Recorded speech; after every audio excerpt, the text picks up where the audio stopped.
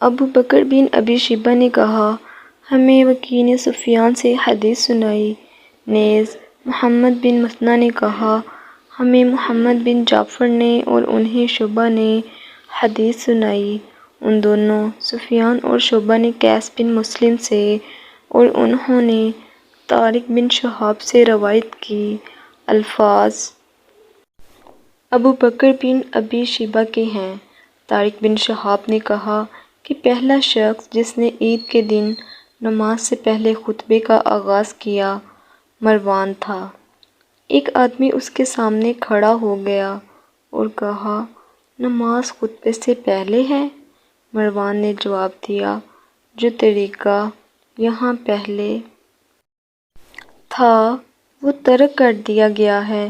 اس پر ابو سعید رضی اللہ عنہ نے کہا، اس انسان نے جس نے صحیح بات کہی تھی اپنی ذمہ داری پوری کر دی ہے۔